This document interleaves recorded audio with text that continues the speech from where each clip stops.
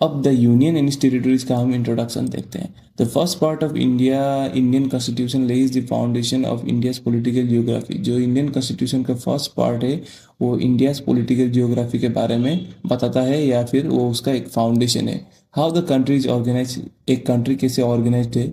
How new region can be added, नए region को हम कैसे ऐड कर सकते हैं। And how boundaries can be altered, और बाउंड्रीज को हम कैसे ऑल्टर कर सकते हैं या फिर चेंज कर सकते हैं। It defines what India is, ये बताता है कि इंडिया क्या है। हाउ इस टेरिटरीज इज स्ट्रक्चर, इसके जो टेरिटरीज है वो कैसे स्ट्रक्चर्ड है।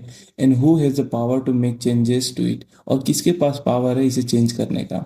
Article number 1, India is a union of states. The constitution declares India that is Bharat shall be a union of state. यानी भारत का जो संविधान है या फिर कॉन्स्टिट्यूशन है वो डिक्लेयर करता है कि इंडिया जो कि भारत है वो सभी स्टेट्स का एक यूनियन है। The term union was deliberately use instead of federation. This emphasizes that India's unity is indestructible and states cannot secede or claim sovereignty।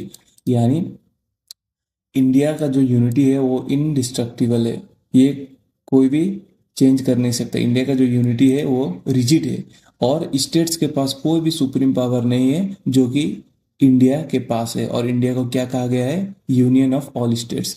The union of India consist of 3 main component. अब जो union of India है उसका 3 main component क्या क्या है। सबसे पहला states, the primary political units.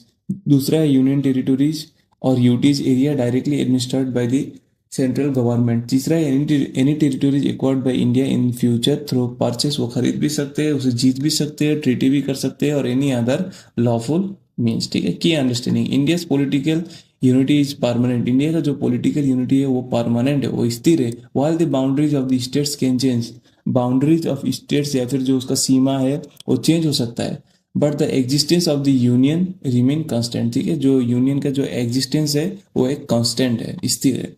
Article 2 हमें क्या बताता है, एडमिशन और establishment of new states. New states का एडमिशन और इस्टेब्लिशमेंट के बारे में बताता है।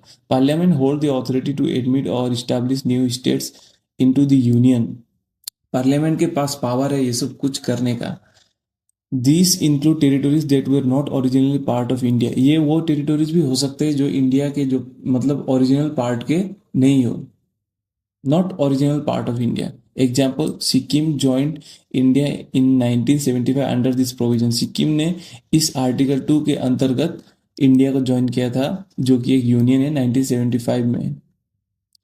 Example, article 2 deals with territories outside India joining the union, where article 3 deals with internal recognition. यानी आर्टिकल 2 जो है वो टेरिटोरीज, बाहर के टेरिटोरीज के रिगार्डिंग हमें बताता है, और आर्टिकल 3 जो है वो इंटरनल रीऑर्गेनाइजेशन के बारे में हमें बताता है। Article 3 formation of new states and alteration of boundaries. Article 3 हमें नए स्टेट्स के बारे के नए स्टेट्स के फॉर्मेशन के बारे में बताता है, और उसके बाउंड्रीज के चेंजेस रिगार्डिंग हमें बताता है। Parliament has the power to form a new state by separation और मर्जर। पार्लियामेंट के पास पावर है नए स्टेट्स को बनाने का बाय सेपरेशन, उसे तोड़कर या फिर जोड़कर।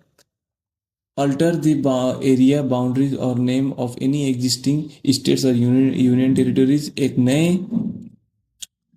क्या बोलते हैं यूनियन टेरिटोरीज या फिर जो एग्जिस्टिंग टेरिटोरीज है उसके एरिया बाउंड्री और नेम को सब कुछ चेंज कर सकते हैं, या फिर दो नए यूनियन टेरिटोरीज को वो कंबाइन कर सकते हैं। ठीक है, और उसे डिवाइड भी कर सकते हैं। प्रोसेस, अ बिल मस्ट, अब इसका प्रोसेस क्या है, ये सब कुछ करने का प्रोसेस क्या है। A bill must be introduce in parliament with the president prior recommendation. एक बिल को पहले इंट्रोड्यूस करना पड़ेगा with president prior recommendation. The concern state legislative view are sought. एक कंसर्न जो स्टेट्स का लेजिस्लेटिव है उसका व्यूज को हमें देखना पड़ेगा, उसके प्रॉमिस लेना पड़ेगा उन लोग का। और but the consent is not binding. अब जो कंसेंट है वो कोई बाइंडिंग नहीं होगा।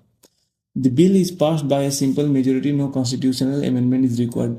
अब इस बिल को पास करने के लिए कोई भी कॉन्स्टिट्यूशनल अमेंडमेंट की कोई भी जरूरत नहीं है, बस सिंपल मेजोरिटी या सिंपल समर्थन का जरूरत है। लेकिन वो समर्थन क्या होना चाहिए, मेजोरिटी नॉट माइनॉरिटी।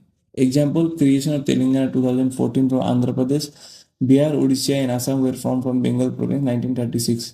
अब पढ़ते हैं article 4, implementation of article 2 and 3।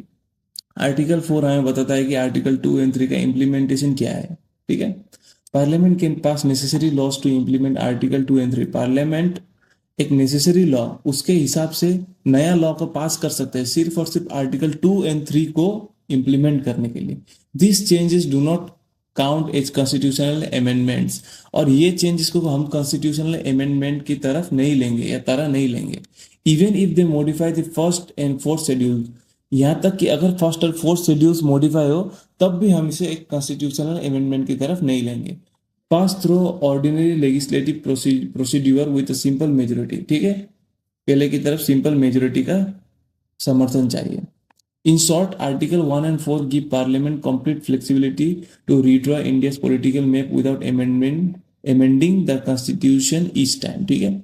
In short क्या है, आर्टिकल 1 and 4 पार्लियामेंट को फ्लेक्सिबिलिटी या पावर देता है to redraw India's political map, India का जो पॉलिटिकल मैप है उसको फिर से रीड्रॉ कर सकता है विदाउट चेंजिंग और without amending constitution each time, constitution को बिना हाथ लगाए, ठीक है।